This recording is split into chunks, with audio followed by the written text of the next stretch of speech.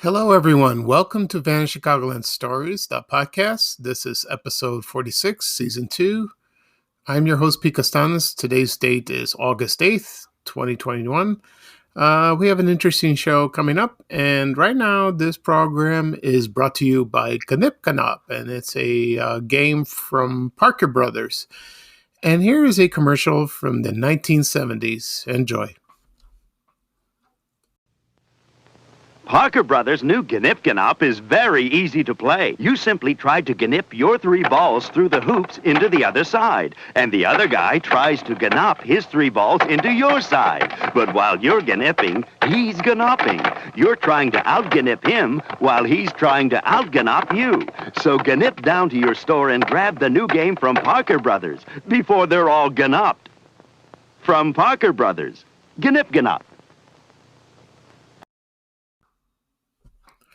Okay, I am back. I hope you enjoyed that commercial for Ganip Ganop. I never had this game, but when I was growing up, I went to someone's house on the north side of Chicago. Yeah, I think it's my brother's godparents' home, and the kids had this game, and I did play with it, and with the kids, and it was a lot of fun.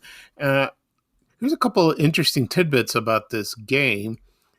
And it was designed by a man named Joseph M. Burke and Marvin Glass, and they worked at the Parker Brothers company. And it was originally released in 1971.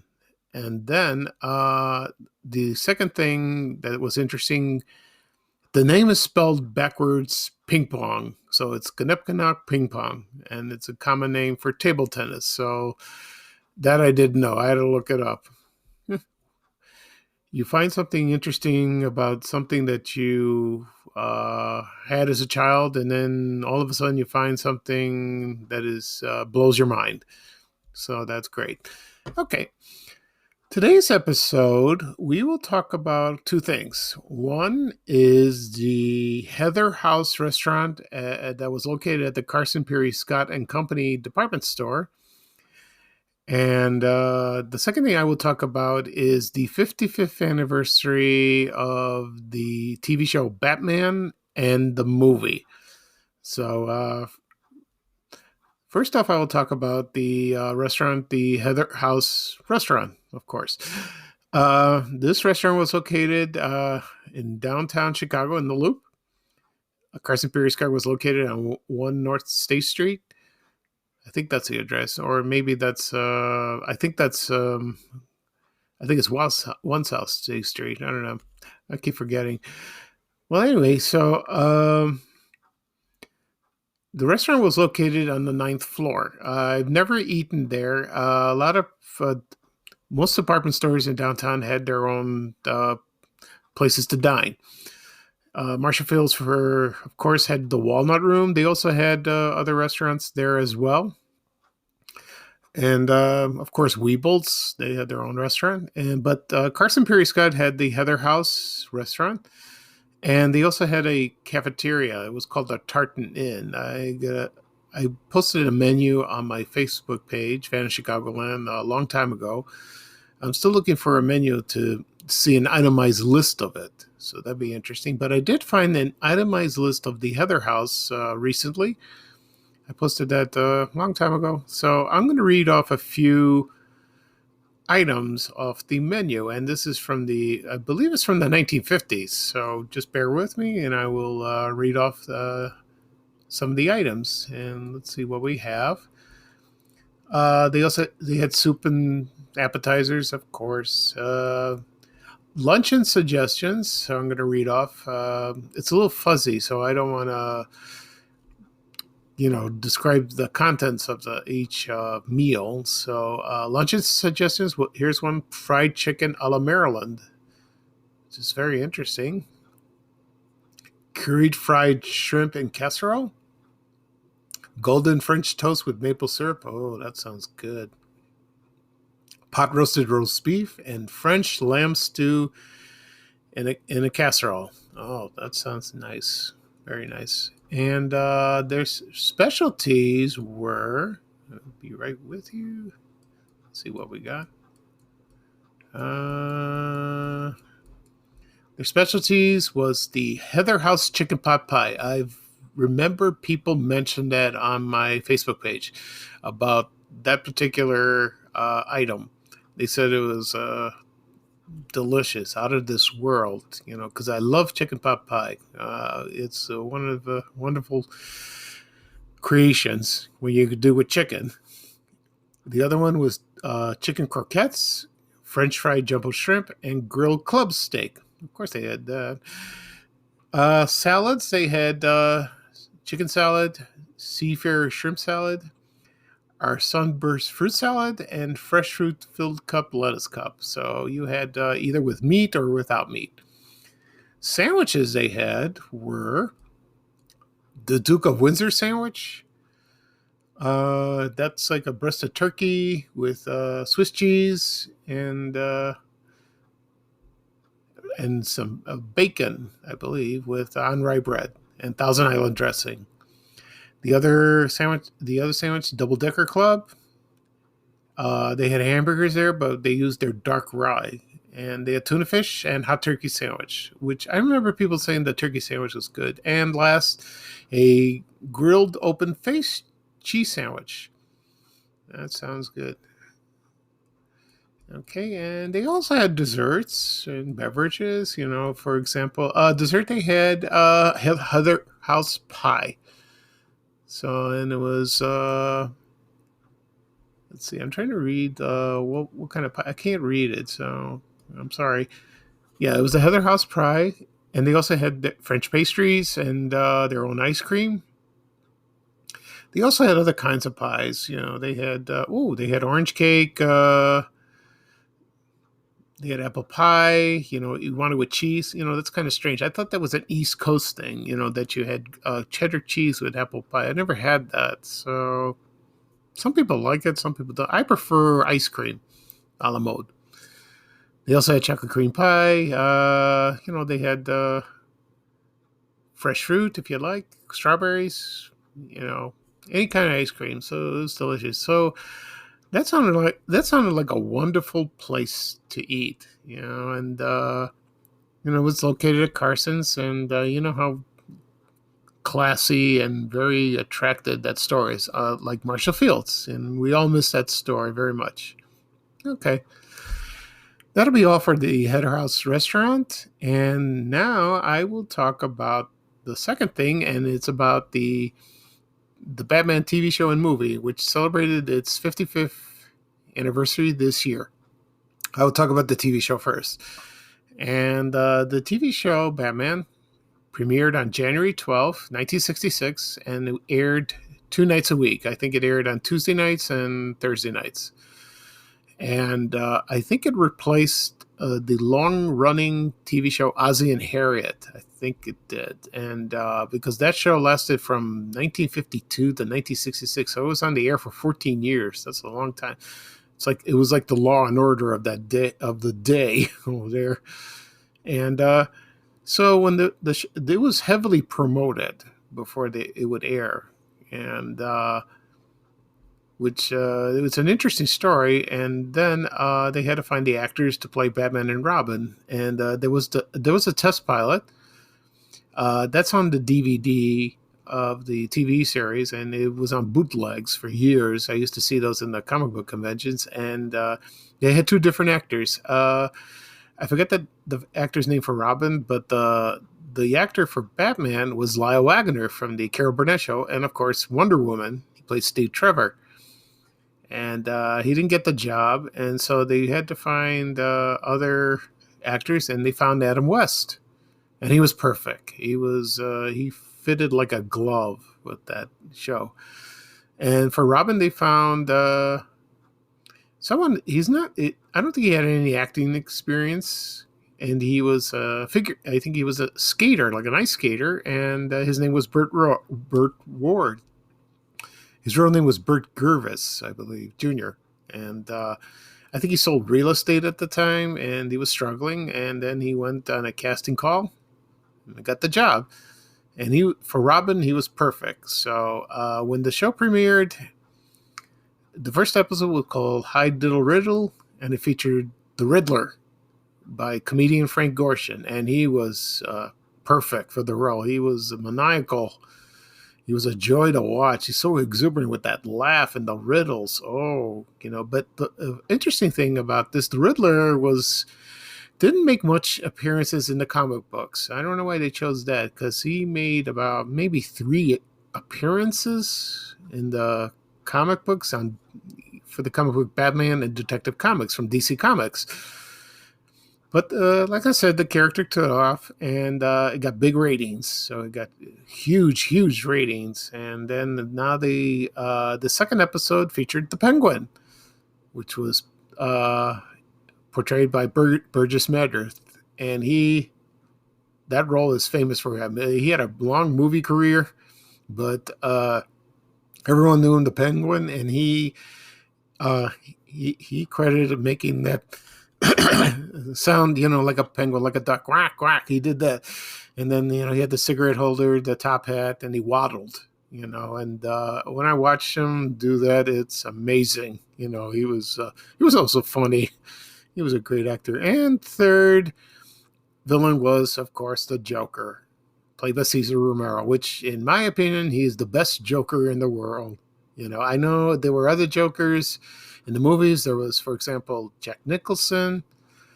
There was Heath Ledger and Jared Leto. And can't think of somebody else. I think there's a new Batman movie coming out, and I forgot who the Joker will be. I don't know if he's going to be in it. And, of course, from the Batman animated series that debuted on Fox in 1982 was Mark Hamill. He was perfect in that. I love his voice and his laugh. But Cesar Romero was the best. His laugh, he wasn't like the murderous nutso guy. He was just a thief, and he stole things, but he did some crazy stuff. And the one thing that a lot of people did not notice when they saw the show, but later on, that Cesar Romero refused to shave his mustache off. So when you watch the DVDs, you can see it. I guess it was vanity that got in the way, but it didn't matter. So he was perfect for the role. It was wonderful. And there were other villains that arrive. For example, there was Mr. Freeze, played by 3 actors. One was George Sanders, Otto Preminger, the movie director, and the third one was Eli Wallach. And let's see, I'm trying to think what other. There were a lot of villains, from the comic books. There was the Mad Hatter by David Wayne, and of course, on the 16th episode was Catwoman, and played by Julie Newmar, because she's still with us, and that was my favorite Catwoman. I loved it. Of course, later on, Eartha Kitt played her, and she was good in that, with the that did that. She was great. But Julie Newmar, perfect role, and I enjoyed those episodes, and most of them were the highest rated episodes when she was on. And so the first season ended in up around May or June, I think May, and then all of a sudden they made a movie, and so they made the movie called Batman, and they used the 4 main villains: the Joker, Penguin, Riddler, and Catwoman. And Julie Newmar did not come in the movie. I heard he hurt her back. She was in a movie. There was all kinds of stories. I wish she was in the movie, but then Lee Merriweather took over. She was Miss America once, and then she was an actress. She starred in The Time Tunnel. There was a TV show by Irwin Allen that starred James Darren and Robert Colbert. And so she stepped in the Catwoman role, and she was good in that. She was very good. And the movie did very well. It all opened on August 30th, 1966 in Austin, Texas. They had a big premiere, big party. And and then I had to do some research on when it premiered in Chicago. And it was September, I keep forgetting it, September 9th, I think. Yeah, it was in September, so that's fine. And so it did very well. It did well in the box office, but not spectacular. But later on, when it was released on DVD, on video, first on VHS and DVD, it became very, very popular because of the famous scenes and lines, like when Batman carried the bomb. Sometimes you can just can't get rid of a bomb. He was running around in the pier holding that thing, but there was obstacles. There was some ducks, there were some nuns, there was a marching band, there was a couple on a boat. It was hilarious. And then, so it was a very popular movie. I loved the movie. I really did. And it was released on DVD and Blu-ray and looks spectacular. Okay, right now I'm going to play a clip. And it's a promo from the Batman TV show. And then after the clip, I will talk about my memories of watching the show in Chicago. So here's a promo from the TV series Batman.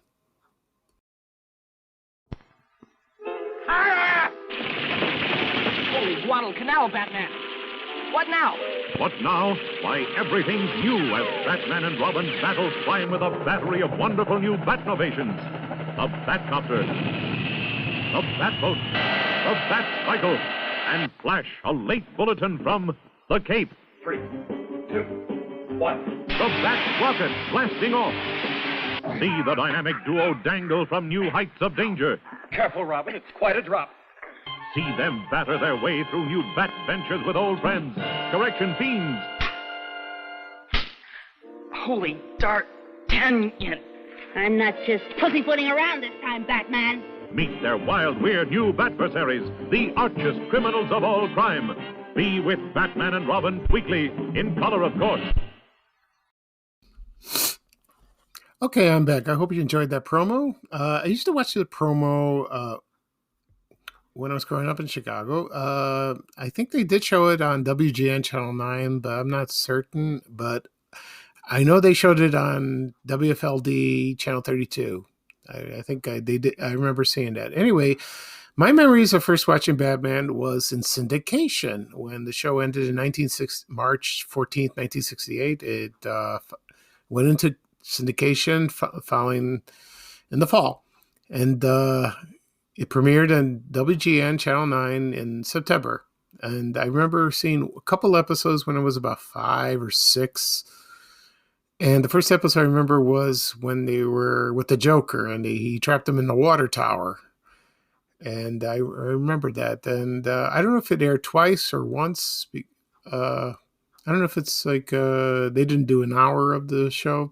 Probably not. Excuse me. And then it premiered on syndication at the WFLD TV, Channel 32, in January of 1974. And I remember watching that when I lived in the Roseland neighborhood in Chicago. And then we moved to Ashburn in September.